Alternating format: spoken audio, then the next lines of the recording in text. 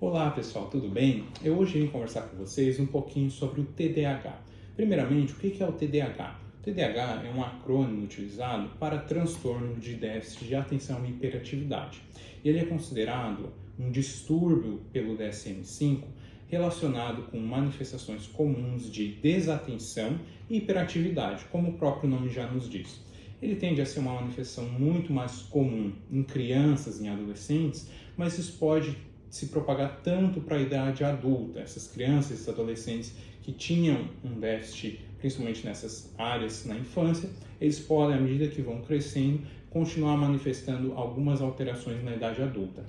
Na infância tende a ser muito mais frequente a questão da hiperatividade junto com a desatenção, e no adulto a gente, na prática, acaba vendo muito mais a desatenção sobrepondo a hiperatividade, mas são manifestações que caminham uma do lado da outra.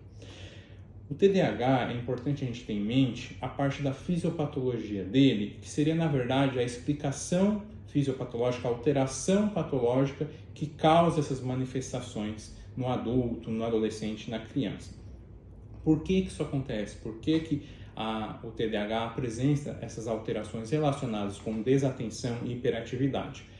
Hoje em dia, a gente ainda tem muitos caminhos obscuros sobre a fisiopatologia, a causa do TDAH, mas o que a gente entende já atualmente é que o TDAH está relacionado com a disfunção de dois neurotransmissores fundamentais no cérebro. Neurotransmissores são substâncias que o nosso cérebro produz, os neurônios, as células do cérebro produz, para regular as atividades cerebrais. E a gente sabe atualmente que o TDAH está muito relacionado com disfunção, um neurotransmissor chamado dopamina, e disfunção em outro neurotransmissor chamado norepinefrina ou noradrenalina.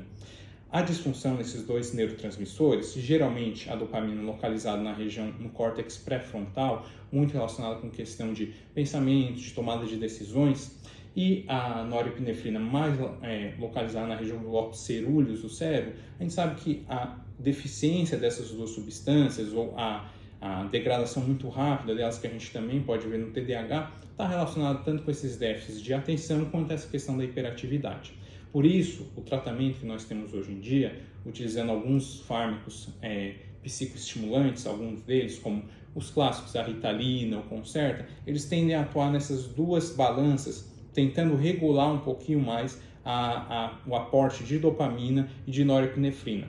Tanto que o metilfenidato, que é a substância, na verdade, da Ritalina, do Concerta, ele é um tipo de substância que ele age tanto na redução da degradação da dopamina, quanto na redução da degradação da norepinefrina.